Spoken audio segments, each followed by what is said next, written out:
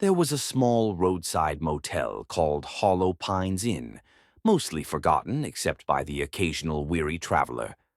Locals whispered that no one should ever stay in room 6. One stormy night, a college student named Evan checked in.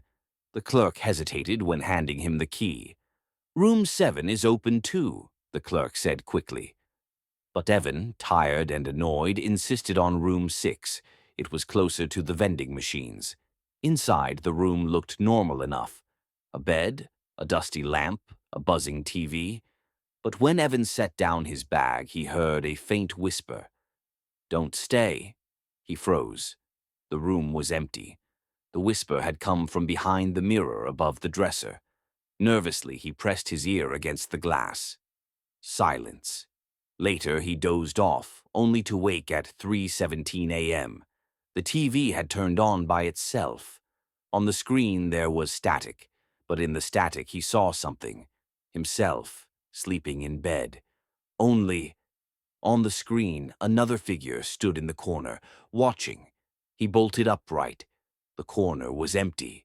The first twist, determined not to let fear get to him, Evan ripped the mirror off the wall. Behind it wasn't drywall, there was a narrow hole. Inside the hole, he found an old camera pointing into the room.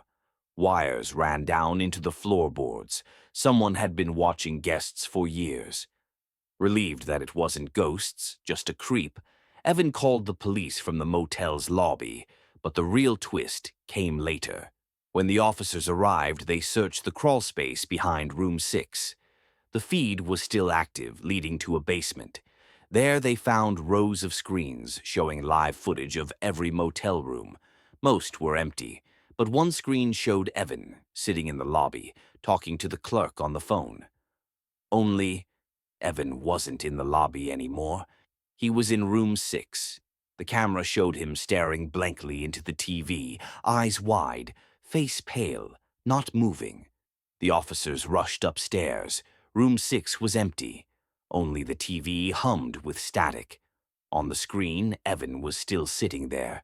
But now something stood behind him, resting a hand on his shoulder. And as the officers watched in horror, Evan turned toward the camera, smiled unnaturally wide, and whispered, "Your turn."